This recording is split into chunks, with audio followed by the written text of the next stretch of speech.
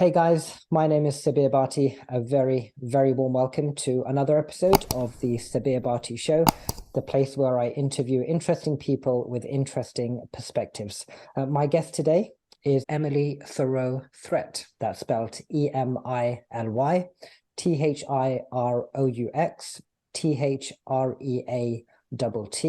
on Twitter at Threat Emily, on Instagram at Emily_Thiroux_Threatt. And I will, as always, include all of the other social media links in both the YouTube and the audio podcast description. Following the passing away of two husbands, family members, and friends, Emily says that she has since learned how to navigate the path of grieving, allowing her to face life with love, optimism, and joy. Emily's ultimate mission is to comfort and support others who are on their own journey of dealing with loss and grief. Today, Emily is the host of the Grief and Happiness podcast. She holds a master's in English with a concentration in writing and is the author of Loving and Living Your Way Through Grief, a comprehensive guide to reclaiming and cultivating joy and carrying on in the face of loss. Emily is also the founder of the Grief and Happiness Alliance, an online platform in which members come together weekly for teachings on how to navigate the path of loss and grief through writing and happiness practices. To find out more about Emily's story, you can visit her website, which is lovingandlivingyourwaythroughgrief.com. That's lovingandlivingyourwaythroughgrief.com. Emily, welcome to the show. It's great to have you. Aloha. I'm so happy to be here. Aloha to you as well. And I do actually love that greeting. And it's a greeting that I've often heard on social media when watching and listening to people who are in your part of the world, which is, of course, Hawaii. And if I'm not mistaken, you're in Maui at the moment. Is that right? That's correct.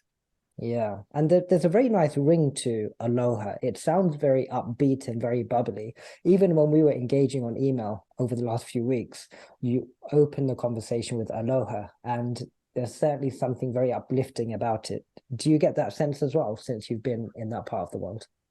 I really do. The translation of aloha is essentially love and breath. So it's the breath of life, the breath of love. And Wow. when Hawaiian people, the Native Hawaiians, will greet each other, instead of just saying aloha, what they do is they come and press their foreheads together and breathe the breath of life together. And that's their expression of aloha, which I think is quite beautiful. It is beautiful and profound. I didn't actually know the meaning behind that, so I really appreciate you explaining that for us. Thank you so much. Now, Emily, before we begin the conversation, I just wanted to offer my condolences for your losses over the past few years. As I mentioned in the introduction, you experienced significant losses in your life. Two instances were, of course, two of your husbands and then family members and friends. So from the bottom of my heart, I do offer my condolences. Thank you. I wanted to actually start, Emily, if I may, by asking you about a book by the name of Happy for No Reason. Could you perhaps give us an insight into the significance of this book in your life? Oh, it's very significant in my life. After Jacques, who was my first husband to die, had passed, I was very unhappy. Not so much unhappy as void of kind of feelings. I just wasn't sure where to go or what to do, and I spent a lot of time by myself and just wasn't making any progress and wasn't really motivated to. I just didn't know what to do. And two different friends of mine were concerned about me, and they both suggested that I watch the movie The Secret. And I thought, that's not my kind of thing, I don't want to do that.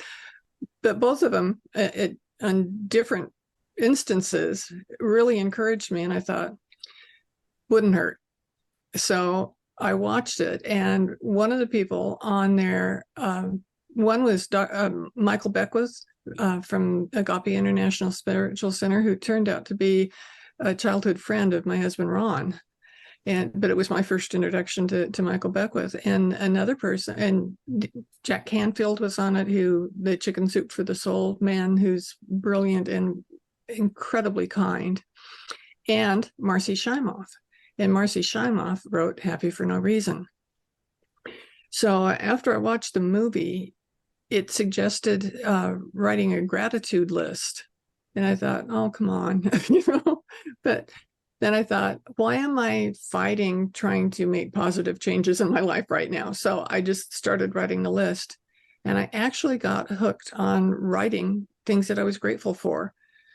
And as a writer, it's nice to have some sort of a hook that you get into that you can do. And I was just amazed that I kept being more grateful. And the more grateful I was, I realized I was starting to smile again, and I felt better. And then I ran across Marci's book, which is called Happy for No Reason. And I read that, and Marci was a sad child. She's kind of born sad. And it took her quite a while up into adulthood to realize that she didn't have to be that way. That just, she thought was just her natural personality.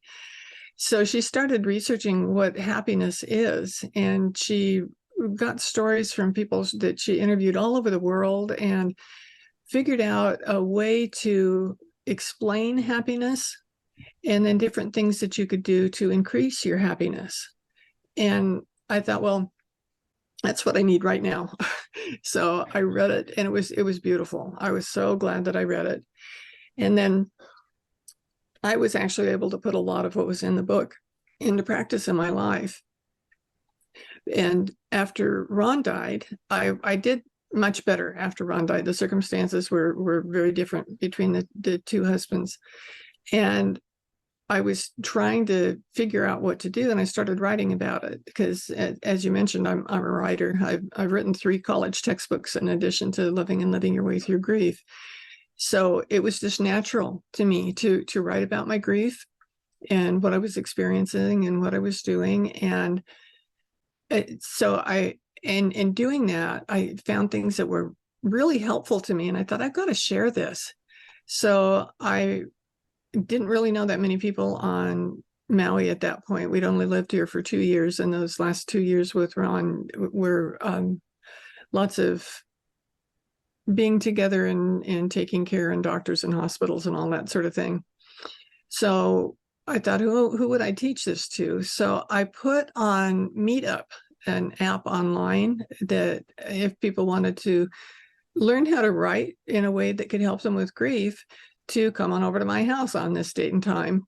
And they came. I was so surprised. All these different people came. It seemed like something that people were seeking, and they wanted to.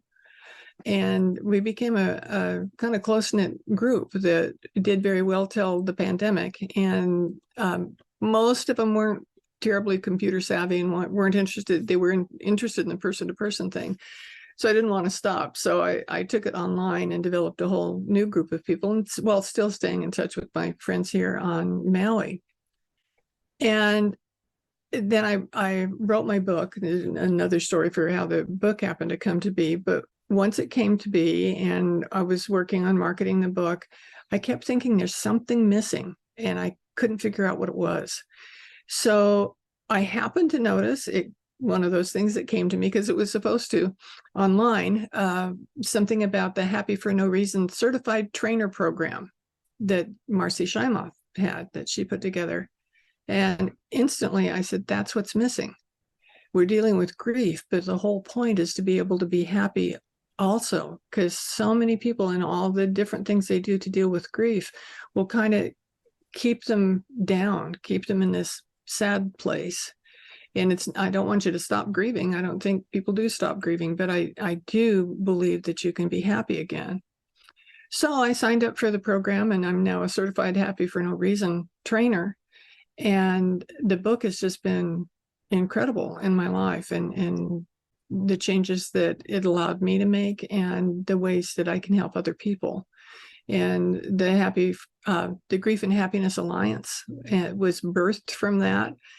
And the people come every week. We get together, and I'll suggest something for them to write about, and they'll write for a while, and then we'll talk, share what we wrote, And then I'll use either one of the happiness practices from Marci's book, or I've been doing a lot more research on happiness, and there's so much done on it right now that it just makes you happy to to read it and look through it. So I'll just find whatever strikes me at the time that would be good for that.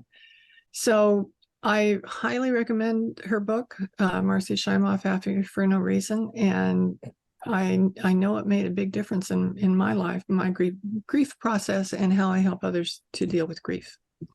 Yeah, no, absolutely. Thank you so much for sharing that. And for everyone who's watching and listening, I will include also in the show notes the book that Emily has just mentioned, just for reference in case you want to check that book out. So yeah, thank you once again, Emily, for sharing that. I really appreciate it. And it's wonderful to hear the different events that transpired one after another to inspire yourself to do what you do today. And I find those kind of experiences, certainly to hear them from other people, so powerful. And it's really nice to hear that it made a huge impact on you. So thank you once again for sharing that. Now, Emily, of course, losing one spouse can in itself be an extremely heart-wrenching experience. You sadly, as I mentioned in the introduction, went through that experience twice. With your permission, I wanted to ask, and I was wondering if you had found any similarities or differences in the way you handled your grief on both these occasions. Oh, absolutely. Jacques died after we'd been married 22 years, and Ron died after we'd been together for 10 years. We'd been married for 6 years of that 10. And they were as different as they could possibly be. If somebody would have asked me when I was younger who I'd married, neither one of them would come up in the picture for me, But they were both great people. Jacques was a philosophy professor, and his specialty was bioethics, and he dealt mostly with the ethics of living and dying. So we had lots of conversations about living and dying and what people did. And so it was very intellectual kind of relationship. But he also was an incredibly happy person and loved to sing and act. So when he wasn't teaching at the college, he'd be performing in theaters and other places where he could sing. Beautiful singing voice. Ron, on the other hand, was brilliant. 3 master's degrees, an incredible history of doing kind of miraculous things throughout his life. And then after he'd been doing all those things, he felt that he wanted to be a minister. So he went through the Holmes Institute to become a religious science minister. And by the time I knew Jacques, he had become atheist. And then I go from an atheist to a minister. So they were really different there. Jacques was short, Ron was really tall. Jacques was white, Ron was black. They were just as different as they could be. But they, besides having me in common, the other thing they had in common is they both had died from the same thing. And when I met Ron, we had no idea that he had what was going on. But they both had congestive heart failure, which led to renal failure, kidney failure, which led to dialysis. And they both dealt with it for 2 years before they died. So I learned much from shepherding Jacques through the process that I could apply with Ron. But because their philosophies were so different, the whole attitude was different. Now, Jacques was this man who every day he was dealing with death. That was his thing. And about an hour before he died, he'd gotten weaker and weaker, but he still was very cognizant. And actually, he wrote a textbook called Ethics, Theory, and Practice, which is still used all over the world. And he would have to do get to do a revision of the book every couple of years because it came out in 1975. That's how long that book has been around. And he was in the process of doing a revision of the textbook during that last 2 years of his life. So we worked on it a lot together because he had real problem typing. He'd always been able to do that very easily before. And we'd have discussions and I'd help him. And on a Friday morning, he completed it. And it was the first time we got to submit the book electronically. So we completed it. We sent it off. The editor called. We celebrated. It was wonderful. And then I fixed him lunch before taking him to dialysis. And when we were sitting there, he said, "Am I going to get better?" And I thought, oh my gosh, I didn't recognize that all this time he'd been going through all these medical procedures and everything else because he thought the doctor was going to make him well. And integrity is very important to me. And I had to say no. And he died about an hour after that. It was like he realized, why am I going through this? And that was it. He was gone. With Ron, we lived very much in the moment. Everything was really pretty positive for us. We were very supportive, very creative. We did wonderful things. And through the whole process, he didn't complain. He would tell me when he had issues, because he had some incredible physical issues that went along with what was happening to him. So it wasn't like he was keeping me in the dark. We would talk about him, but he didn't complain. He wasn't sad. He was perfectly comfortable with realizing that what he was going through was leading to death, and he was okay with that. And the last week of his life was absolutely incredible, just really beautiful. So they couldn't have been more different. The two experiences couldn't have been more different. But the underlying thing through both of them, two things: love, deep love, and happiness. We were happy, very happy together, with both my husbands. And after Ron died, and I was thinking about it, and I especially going into the Happy for No Reason training program, I thought that probably the most important thing that I can remember from both of them is them telling me that they wanted me to be happy. There would be a point when we weren't together anymore, and they didn't want that to steal my happiness. And I took that as kind of an inspiration to not just be happy for me, but to do what I could to spread that happiness. Well, Emily, I'm sure, or I can only imagine, I begin to imagine how emotional it must be for you to even talk about those experiences even today. So I appreciate you being so open for the benefit of this conversation. Thank you so much. What I wanted to ask you next, Emily, was something in relation to one of your passions and your skills, which is, of course, in writing. And I know you are someone who absolutely adores writing. And as I mentioned in the introduction, you hold a master's in English with a concentration in writing.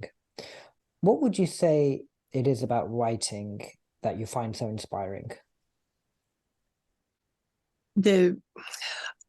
I started to say magic, the kind of magic that comes about with writing, is because in life, all of us have something that's referred to as something like the monkey mind or the voice in your head that can really get in the way of your life, because it can just take over.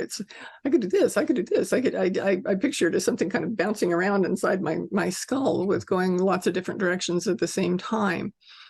And when you're dealing with something like grief, it can start this big laundry list of all the reasons that you shouldn't be happy, all the reasons that you can't go on, all the reasons that life is terrible. All those things can pop up with that. But when you write about it, and I highly encourage journaling. I did a lot of journaling, or do a lot of journaling. When you write about it, it's not that it tames the monkey mind, but it kind of gives it a break so that you can be focused. And if I'm concentrating on, for instance, wanting to do something that would make me happy, I think it's boring to the monkey mind. And I focus on that, and it makes a really big difference. And then the process of actually putting something down on paper makes it real, while all this monkey mind stuff isn't real. It's just stuff. So in the writing, I become inspired to do other kinds of writing, to do other things. It's where my creativity and all the things that I do in life comes from, essentially, is the explorations that I do in writing. Yeah. Yeah, you're right. And, even from my own personal experience, I've always been someone who has thoroughly enjoyed writing from a young age, actually. I remember from the age of 15 and 16 when I was studying in high school. And I was never really a studious person, but I remember really enjoying English language classes. There was something about engaging in the written word, trying to be creative with the written word that sparked something inside of me that hasn't left me to this day. So I can completely relate. Even in these last 7-10 days, actually, I've had a few projects going where I had to write for them. And some projects took quite a few hours. But for me, it doesn't feel like work when you're writing, because it's something that I enjoy so much. And I was wondering, when you are taking on projects such as your book, which we're going to come on to shortly, did you find a similar experience when writing? Were you able to flow through it quite effortlessly, or did you have moments where you had struggles? Because I certainly have struggles sometimes as well. As they say, the writer's block just comes out of nowhere. I'd love to get your take on your writing experience for your book. Well, I discovered that once I could focus on, with this book, there are 26 chapters. So that's 26 different subjects is the way that I wrote it. And some of them just easily flowed out. I didn't even have to think about it. The chapter just came. Others were on things I really wanted to write about, but I either wasn't as familiar with or didn't know the answer or know what I wanted to share. And when that would come up, I would just get online and start researching. And not the kind of research that you do to write research papers or that sort of researching, but seeing other people's perspectives on whatever the subject is and reading about what they think or what they do to deal with it. And I find by the end of it comes kind of to a natural termination when I feel like I get it now. And if I start writing right then, it just flows out. But it doesn't always start that way. And that's okay, because I know it will eventually break open and I'll be able to write what my heart desires as opposed to my monkey mind. Yeah. And for everybody who's watching and listening, just a quick reminder, that book that we just referenced was, of course, Emily's book. And I'll remind you of the name. So it's Loving and Living Your Way Through Grief, a comprehensive guide to reclaiming and cultivating joy and carrying on in the face of loss. And as I mentioned in the beginning, in the introduction, I will include a link to that book in the show notes on the YouTube and audio podcast descriptions. So please do go check out that link, guys, if you want to learn more about Emily's book. Emily, I want to just stay with writing for a moment, because you mentioned a few moments ago the power of writing, especially in dealing with something like loss and grief. And I know that you help a lot of people navigate through their path of loss and grief through writing. You help them through writing. When you embarked on this initiative, I was wondering if you could share with us the reactions that you got from the people. How did they acclimatize to using writing to help them get through their pain? I always have created different things that I use for writing.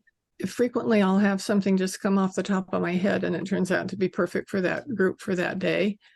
But there are other things, like there's one exercise in particular that the response, I always do it early on with people when I'm working with them, because the response is profound to it when they do this practice.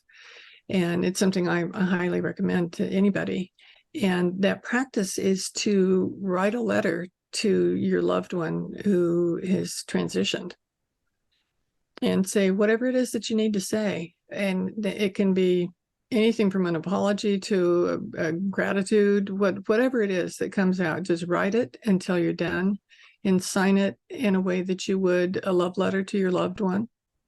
And then immediately after that, write another letter.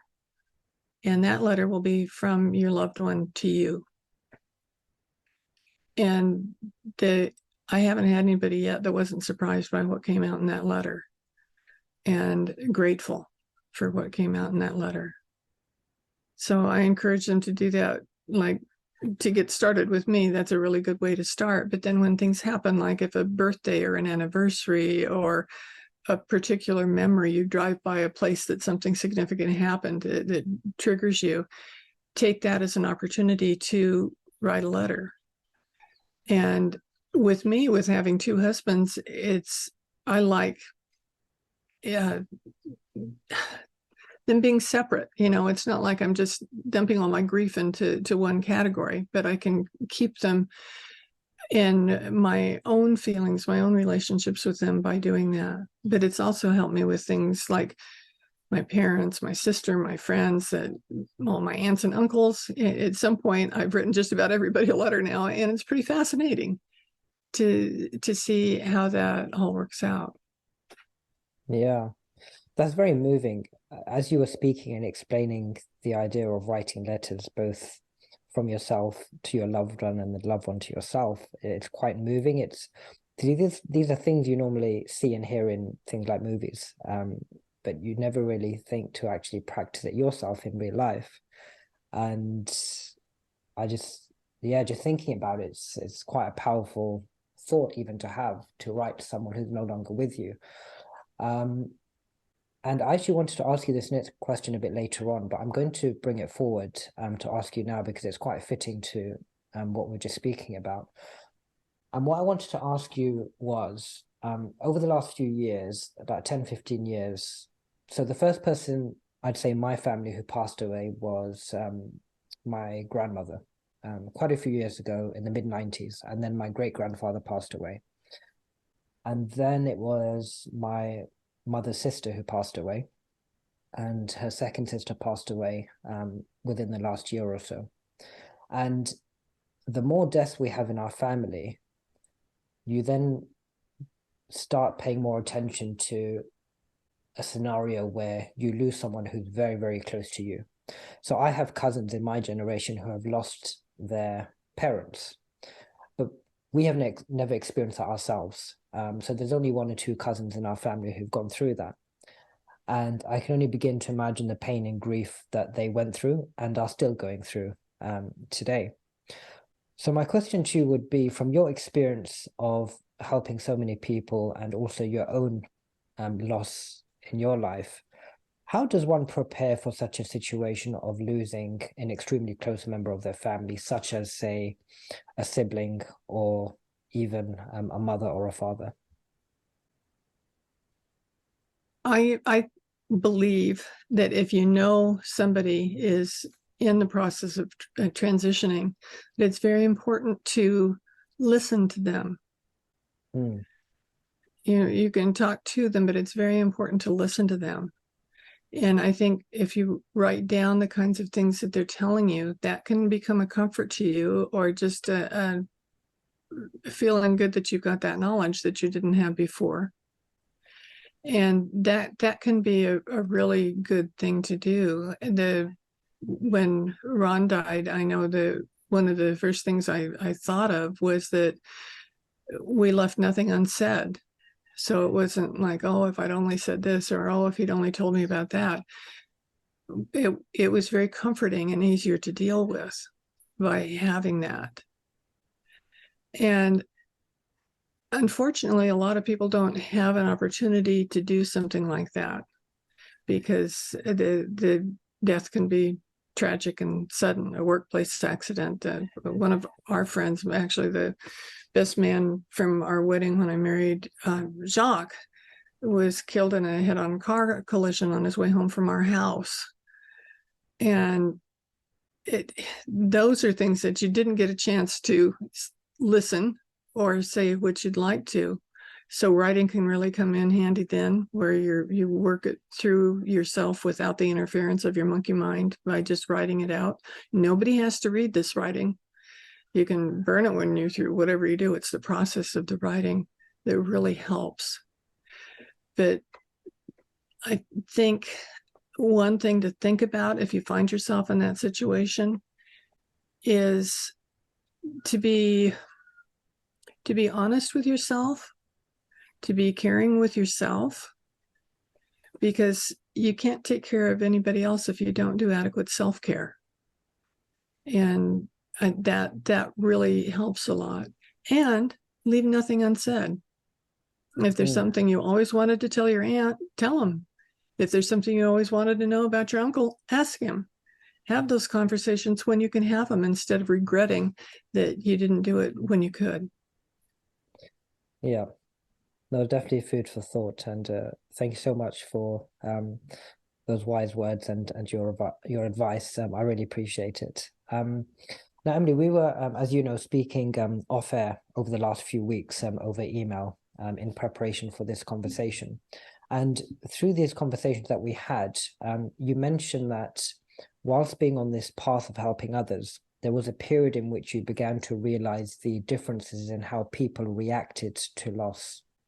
Could you perhaps share some of these examples, and also perhaps share how you yourself navigate your way through helping people when their reactions to loss is quite different? How do you negotiate those different scenarios? Okay, you've got two big questions there. Or we can just answer the first one if you wish. And the first, remind me, the first one was? Yeah, so as I was saying, when you embarked on the path of helping others, you noticed that the way in which people dealt with loss was different. Not everyone was the same. How did you negotiate those differences when helping others? Okay. With that, it recognized that people aren't the same, and that don't judge them. Because I've had people, I'll give you an instance. After Jacques died, we were very active in the community. We actually owned a theater and school of arts, and there was an event that came up there that I really wanted to go to, and I hadn't really been out yet. And one of our friends, a mutual friend that Jacques and I had, was a doctor. He wasn't a doctor that took care of Jacques, but he always seemed to be at the hospital when we were there or whatever. So we spent a lot of time with him, and we had a really good relationship. And he called me and he said, I know how active you are in the community. And he said, I imagine that it might be tough to go places by yourself, but if you ever want a companion to just take you, I would be happy to do that. And I just thought that was such a wonderful gift. And sure enough, something came up not long after that phone call. So I contacted him. He said, I'd be happy to do that. And we went together to the event. And we couldn't possibly have looked like we were on a date. He was talking to people that he knew there, and I was talking to people that I knew. And it was like a ride from a good friend. And I got to one point where I had my back to this group of women, and they were talking about the fact that Jacques had died so recently, and how could I possibly be dating already? And I thought, give me a break. I almost turned around and told them what I thought. And I thought, no, that would be judging them. And they know not what they do when they do something like that. I knew I wasn't on a date. I knew I was doing what was best for me and what Jacques would have loved for me to do. And it was not my business what they thought about it. So when you can eliminate judgment in a situation of, and we judge ourselves too, I shouldn't be doing that, or how could I possibly think that at this point? Don't judge yourself, and don't judge anybody else about it. And that can make a huge difference in how things are done. For instance, if you want to say something to someone who's grieving, to do what you think would provide comfort for them, think about what you say before you say it, and try saying it to yourself. Like if somebody came up to you and said, oh, you can get married again, that, it's no big deal. That's the last thing that you're talking about at that time, but getting angry or judging that person isn't going to help you. And if you can reflect it somehow back to them, you can get into an interesting conversation. So it's very important to not say anything to somebody that you wouldn't be comfortable hearing yourself. Does that answer that question? Yeah, no, it does. Thank you so much. Now, when I asked you the initial question, I apologize. I probably shouldn't have mixed two questions in one. I'm just going back to the question now. Yeah, it's okay. We don't have to answer that one because I think it was very closely linked anyway to the first one, and I think you answered much of it anyway with your response. So thank you for that. Now, Emily, our conversation up to now has been somewhat quite heavy. So with your permission, I just wanted to hit pause for a moment and talk about your passions outside of your work. Can you tell me a bit about your love for creating ceramic sculptures? Yeah. That I love creating ceramic sculptures. I love to be creative, and I have gotten to the point now where I accept my creativity, because I used to go, "Oh, I couldn't do that." Like I had myself convinced my whole life, even though I did things like design sets for the theater, I had myself convinced that I couldn't draw. And after Ron died, I took a drawing class thinking, well, it's something to do. And it just came out of me. It flowed, and I love drawing now. I love what comes out of what I draw, and there's so many beautiful things on Maui to look at and draw. And ceramic sculpture was kind of the same thing. I would see sculptural pieces that I thought, oh, that's so gorgeous. I wonder what made them do that. What was in their mind that led them to that creation. And I heard about the Michelangelo's famous thing that he said when people asked him about how he got those gorgeous sculptures out of this marble. And he said they were already inside, and I just revealed them. And he actually, when I was in Florence, I had an opportunity to see not only the David, which was incredibly impressive, but see a lot of his unfinished pieces where it's a big block of marble and you see this much of a face or this much of a hand is all that you're seeing. And the rest of it is very rough and chipped around the edges. And I thought that's what happens when you allow your creativity to flow through you, that you're allowing whatever it is that you're wanting to create to reveal itself. And just like I thought I couldn't draw, I thought I wouldn't be able to do faces or anything that looked realistically like a person. And when I start doing a sculpture in ceramics, I don't have usually a clear, I have a general idea of what I think that the direction I'm going, but then I allow it to reveal itself. And I'm so surprised at what the things look like when I get finished, because it really, whatever I was creating was also in the process of creating itself. Yeah, well, thank you for sharing that. And it's wonderful to hear about your love for all things creative. You love writing, you love, as we are just talking about, ceramic sculptures. And just staying on this topic of passions outside of work, because this is something that I've been contemplating about over the last year or so, trying to allow myself to be exposed to more activities. Because over the years, I have my day-to-day hobbies that I like to do. I like to go for long walks, go to the gym. But outside of those two main hobbies, I very rarely used to venture outside of that boundary, so to speak.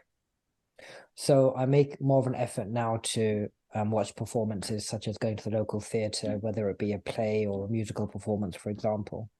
When you're working with people, I imagine there is an element of advising people to stay busy when dealing with grief, because staying alone in your grief, I imagine, can be quite detrimental to the healing process. Would that be correct?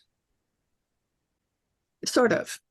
Right. If it gets pathologic, like you can't get up off your couch and fix your dinner, and that does happen to people who are in grief, then that's not good. But if you can find different opportunities to do different things, experience things in different ways, because nothing's ever going to be the same. You can never go back. And so in moving forward is what people actually do in grief, is move forward.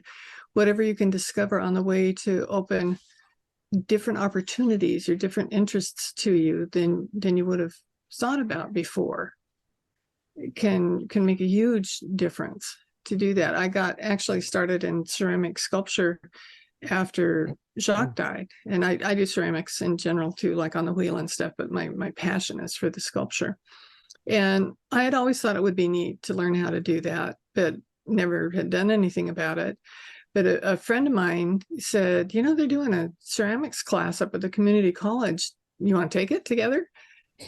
And I said yes. And the key there is saying yes when the opportunities arrive, instead of try to talk yourself out of it or letting yourself block your good, which people do. But I was so glad that I said yes, because it wasn't something I think I would have thought about just going to, then I was going to go do that right now. But the process of doing it, you get kind of lost in the creativity. And it feels like nothing else does when you're really having the kind of experience that really works for you, and you discover new things and new ways to do things. When Jacques and I first got together, he had a passion for listening to Baroque music. And I wasn't a fan of Baroque music, mostly because I played the flute many years of my life.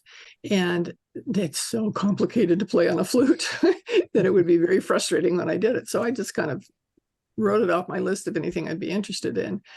But he took me to the Carmel Bach Festival and changed my world. I look at Baroque music in particular in a totally different light than I ever thought of before. And it feels really good. And I always think of Jacques when I hear Baroque music. And often when I write, I will put on earphones with some of my favorite things, like the Air and G that Bach wrote in the background. And that helps me foster my creativity. So the thing is, and that was one of the things that really helped me after Jacques died, when I was trying to figure out what to do. New Year's Eve came. He'd been gone for about a year, and I thought, I'm stuck. I don't know what to do. I don't know how to help myself. And so I thought, okay, instead of writing or New Year's resolutions, the typical things that you write and forget about by the next week, I thought, I'm going to focus on one thing. I'm going to decide one thing and create an intention for me for the year. And so the intention that I created was to accept invitations. That just came to me is what I was supposed to do. And I immediately threw up my guard and said, well, nobody's inviting me anyplace. How could I, why would I have an intention like that? It's not going to happen. And that was my monkey mind talking. And I took a deep breath. I meditated on it a bit and realized that was what I was supposed to do. And as soon as I committed to accepting invitations started coming to me. And I had experiences I never would have thought about having before in my life. Just briefly, I'll give you a few of the things that happened. I was invited to be on the editorial board for the newspaper. And it was a very large newspaper. And it was a year-long position. And it was absolutely fascinating. And I never would have thought about that. Jacques was on the bioethics committee at the local regional center, the people that they call in when somebody didn't have somebody to make decisions for them and they needed somebody to do that. And they had a community person position on there, and Jacques had been on it in his professional capacity. But somebody from the committee called me and said, I know you can't take Jacques' position because that's a professional one, but we need lay people on there too. And would you like to be on that committee? Again, absolutely fascinating. I had a friend ask me what I was going to do for the summer. And I said, I don't know, what are you going to do? And she goes, well, I'm taking my sister to South Africa. And I said, oh, I'd like to go to South Africa. And she goes, okay, come with us. And I did. And it was amazing. I became, I also, one of the things I've done in my life was a nurse. That was a long time ago, but I was going to a trainer, and he was an ultra marathon bike rider. And he had participated every year in a race called the Race Across America. And it starts on the West Coast and goes to the East Coast. And every year that he was in it, he'd go in different capacities. Sometimes he'd do it by himself, sometimes with one partner, sometimes in a group. Every time he was in it, he set a record. Except he invited me to be his nurse for him one year to do that. And I thought that would be really interesting to go all the way across America, going like 20 to 25 miles an hour and really seeing what's happening. So I did that. And unfortunately, when he got up into the Rocky Mountains, really high altitude, he developed pneumonia. So I was glad I was with him, because I was able to get them to get the ambulance, get him to the hospital, get him taken care of. And he turned out fine, except for he was very frustrated that he couldn't finish his race. But that another thing, I could go on. The invitations were as different as they could be. They didn't involve the same people. They didn't have anything in common with each other. And most of them weren't things that I repeated, but boy, did I enjoy them in the process. And that really lightened things up for me in a way that I felt like I could take a deep breath again. And then I didn't have to worry about what was going to happen in my future. Just know that I was going to have a future, and it was going to be good, because that's what I wanted. Amazing. Thank you so much for going into detail with that. I really appreciate it. In fact, you're going into detail with every question, which I absolutely love. It is literally interview gold at the moment. So thank you very much. I really appreciate it. Emily, I wanted to switch gears slightly and talk about your podcast, because you are, of course, the host of the Grief and Happiness podcast. And, I love and admire the fact that you are involved in so many different activities in trying to share and promote this message of yours in how to deal with loss and grief appropriately. What's been your experience of using the medium of podcasting for a subject such as this? I think it's phenomenal, actually. I think people don't talk enough about grief and what they're experiencing and what happens. So often they feel that they don't have anybody to listen to them. But when they can hear somebody else talk about their experience, they can go, oh, I'm not crazy, or I'm not so weird after all, because that's what I'm feeling, and they're perfectly normal, so it's okay. And when I first came up with the concept for it, I really looked at it because so many people told me that grief and happiness was an oxymoron. They didn't go together in any way. And that was what I was kind of trying to disprove. And so I thought, who am I going to have for guests? I just wasn't sure who that was going to be, but I finally just said, okay, I'm doing it. And the guests have just come to me. My podcast is a little over a year. It started end of October last year. And in January, I will be hosting my 100th interview on my podcast. And I have also been on over 100 podcasts. And by talking about a subject that a lot of people kind of consider taboo, it opens doors and opens minds to people. And I've been amazed at the kind of people that come onto my podcast as a guest. As a matter of fact, Marci had Marci Shimoff, who wrote Happy for No Reason, had a webinar where she was telling people about the Happy for No Reason training program. And she asked me to come on so she could interview her, so she could interview me about what I had done with what I'd learned in her program. And as we were talking, I mentioned something about my podcast, and she goes, "I want to be on your podcast." I said, okay. So she's been on my podcast, and she was one of my number one dream guests that I would love to have. And she asked to be on my podcast. So, and I have all different kinds of things, that anything that you can think of related to death. Soldiers with PTSD issues. That's a big loss. And I had somebody that wanted to come on and talk about that. And it was really good for people to hear something that's not very understood. People whose children have died from suicide, people whose family members have had untimely deaths through some catastrophe that you never would have been able to think about. Like one of the people that came on was the sommelier, not sommelier. She was the wine purchaser for the Windows on the World restaurants that were at the top of the World Trade Center. And she happened to be off with helping a friend of hers get ready for her wedding that week. So she wasn't there when it happened. But normally she would have been there, and she lost tons of friends, employees, people, customers, tons of people. And talking to her was really profound, because you were listening to that story. A lot of us have heard about 9/11, but we haven't been seeing it so much from a personal perspective, and what kind of grief that kind of trauma can bring to you.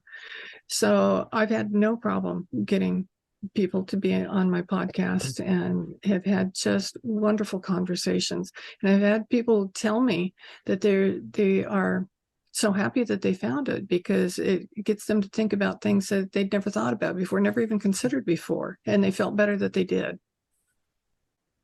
Yeah. Well, lovely. I'm so happy and glad to hear that the podcast is going so well for you. You're enjoying it, and congratulations on reaching that 100 episode milestone.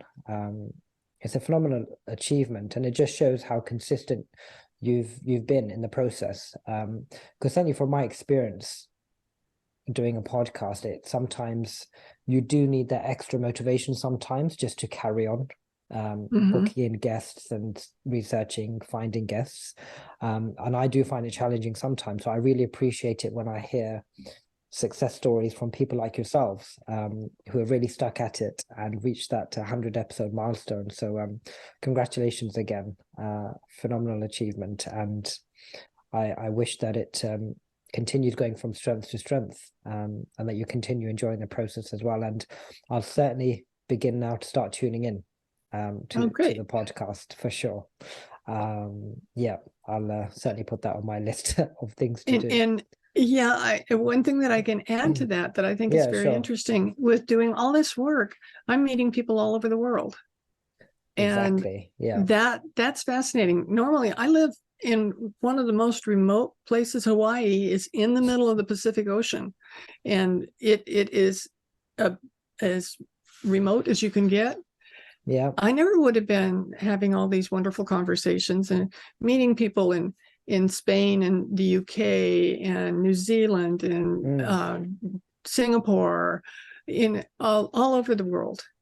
And that it just really breaks the world open for me, and I love that. No, for sure. And you're right. I mean, look, we're having this conversation. You're in Hawaii. I'm in the United Kingdom. There's like an 8-hour difference between ourselves. So you're right, it's incredible. And you know, the pandemic that we experienced in 2020, which lasted for 1 to 2 years, I think one of the benefits of the pandemic, whilst of course nobody wants a pandemic, but one of the benefits that came out of it was this ability to communicate with people on other sides of the world through online platforms, such as Zoom, like we're using today. And a few years ago, that probably would not have happened.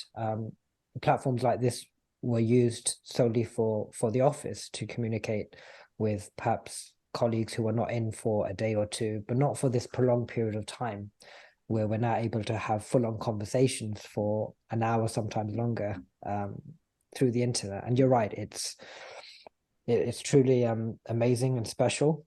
And I'm not sure if we would have connected if we didn't have the power of the internet and the platform that we've been exposed Probably to, right? not. Yeah. Probably not. But we're having this conversation live on opposite sides of the world. So no, I appreciate you mentioning that, actually, because that's a very important point. And in podcasting generally, especially remote podcasting, we have conversations, but certainly for myself, I really pay attention to what you just mentioned. So we're certainly in special circumstances. So thank you again for mentioning that. Emily, before we wrap up, I have to mention the location of where you are at the moment, which is, of course, Hawaii. And you're in a place called Maui. Have I pronounced that correctly? That's right. Could you give us a glimpse into what life is like in Maui in Hawaii? Because as I mentioned in the introduction, I often see fabulous videos on YouTube of people vlogging their way around Hawaii, in particular people who live there. And whenever I see these images and videos, it really begins to capture my imagination. Every corner of the video turns, it seems to be a magical location. Please share with us, what is it like living in Maui? It is quite magical. I can tell you why I came here. My husband had different jobs in different places, and long before I met him, he lived on Maui for a year and he loved it. And so when we got married, we came here for our honeymoon, and then we found ourselves, and he had still had friends here from many years before that he hadn't seen in a long time, but he'd just be walking down the street and run into somebody who was a friend. So we were very comfortable with continuing to visit. And when he got to the point where he was really getting pretty ill, he said that this is where he wanted to live. And I'd never lived any place but California, so it was kind of a big deal, but I just accepted the invitation and we moved here. And people ask me now, when am I coming home? And I tell them I am home. I've never felt so at home before.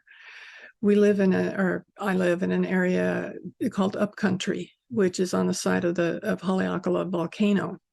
If you ever would have told me I was going to live on the side of a volcano, I would have not believed you. But I do. And because of that, I can see from my yard both sides of the island at the same time. And that's amazing to see that. There's so many beautiful things to see. And anytime you turn a corner, there's something called the Road to Hana, which leads you around the side of one island. And it's a really lots of hairpin turns, constant hairpin turns, and sometimes the mountain straight up on one side and straight down on the other side of the road. So it's an interesting drive that people want to take. And Hana's just a small, mostly fishing community. So it's not necessarily that they're going to go there. They're going for the experience of this ride. And what makes it so special is every time you turn one of those corners, it looks different.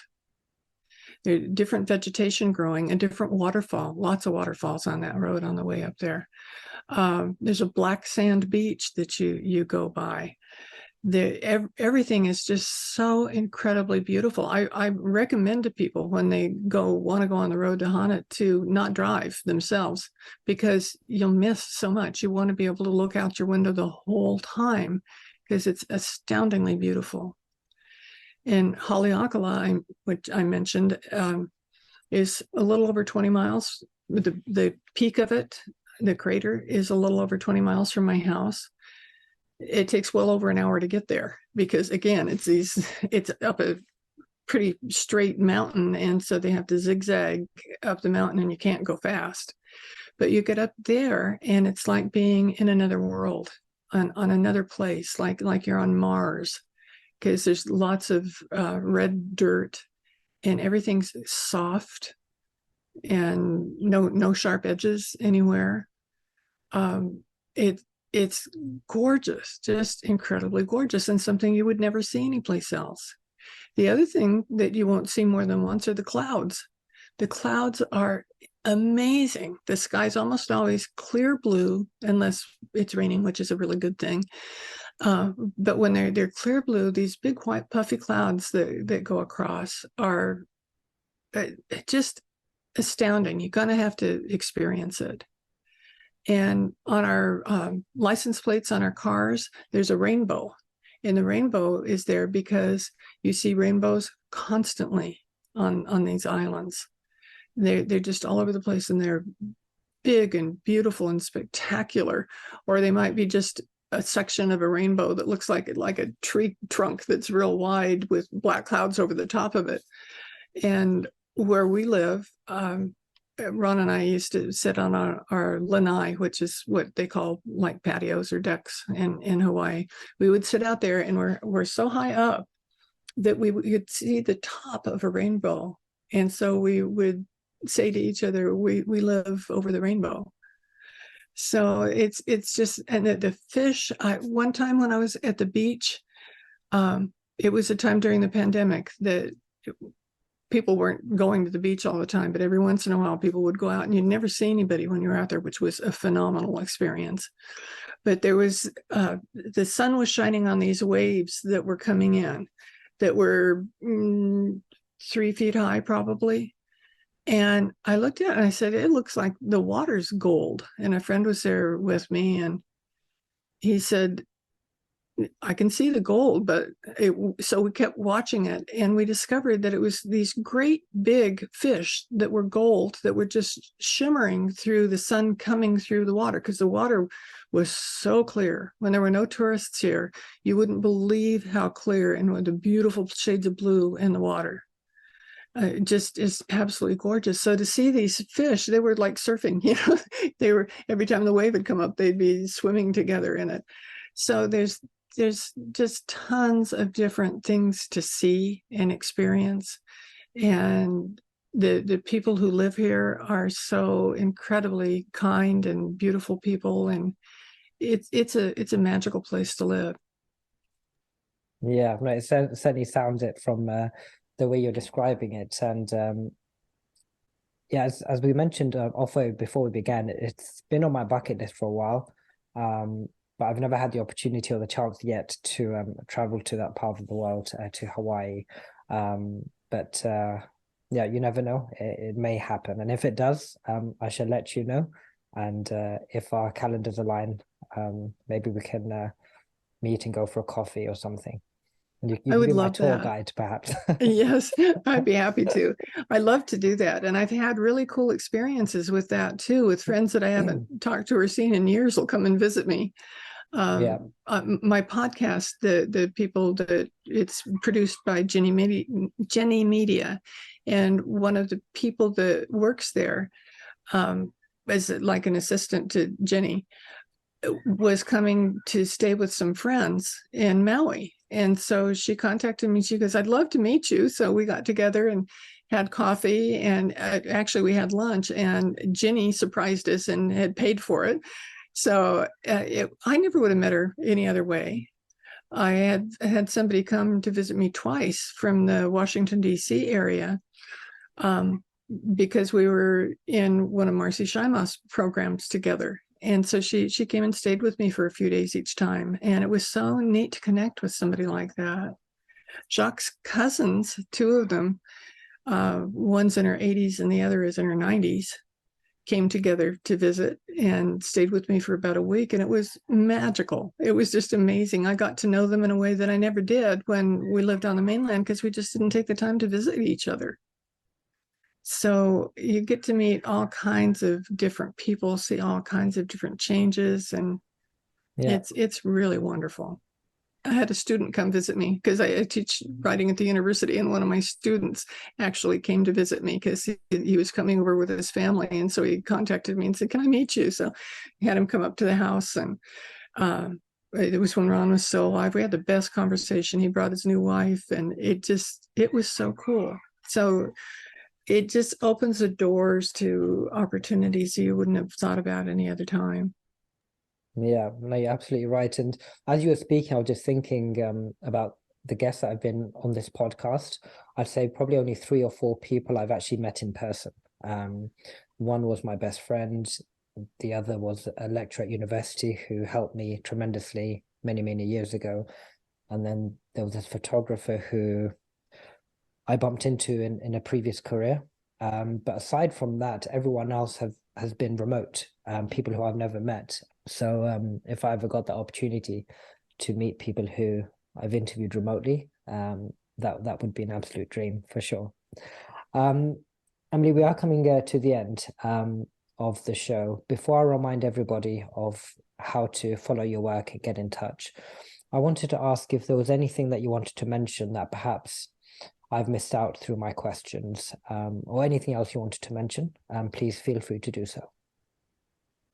Well, I've enjoyed talking with you so much. It's been just a great conversation. And I think one of the things that I tell people all the time, they always ask me what the first or most important thing to do when you're grieving is. And I always give them the same answer, and that's self-care. Take care of yourself. It's frequently when you're grieving loss, any kind of loss, you're the last thing you're thinking about. So take good care of yourself. Thank you so much, Emily. It's a wonderful way to end the conversation. From the bottom of my heart, Emily, thank you so much for taking the time and arranging this conversation. I've honestly had a really enjoyable experience talking to you. It's been fabulous meeting you. Thank you. You too. I'm very grateful to meet you. The pleasure was all mine. For everybody who's watching and listening, just a quick reminder of how you can follow Emily's work online. Just a quick reminder first of how to spell the name. So the full name is Emily Thiroux Threatt. That's EMILYTHIROUX. And the last name is THREATT. On Twitter @ThreattEmily, on Instagram @Emily_Thiroux_Threatt.